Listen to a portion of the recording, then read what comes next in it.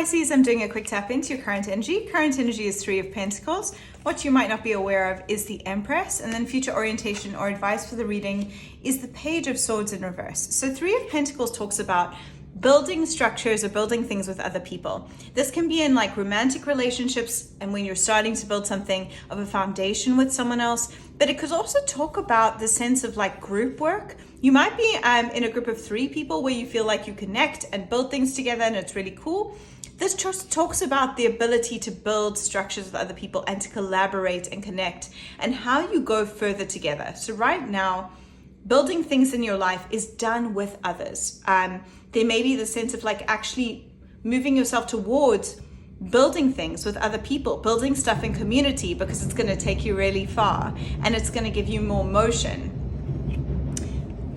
The Empress is a card of basically the divine feminine. It talks about when we are aligned with ourselves, when we treat ourselves as precious and important, and we ground ourselves, and we also understand that when we're most aligned with ourselves, we're able to attract anything that we desire, right? Rather than forcing things to happen, rather than making things happen. And so what you might not be aware of is through tending to your own self, through caring for yourself, through really being gentle with yourself, you're able to magnetize yourself for amazing opportunities, connections in the world through attraction and not just through doing. So this is saying spend time not just like doing and creating in the outside world, but through creating space to align with yourself and raise your frequency in order to magnetize amazing things coming into your life through attraction, through the feminine space, balancing out the masculine and the feminine sides.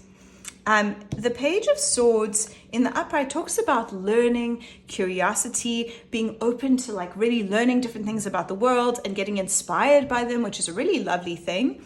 In the opposite, when it's in reverse position, it talks about be careful that you're not kind of talking more than you do. So it's like over promising, under delivering, right? So that sometimes like you could have all these ideas, but it's difficult to follow through on them. So this is a warning of not doing that. It's saying like, usually we should under promise and over deliver. So don't like sign yourself up for too much.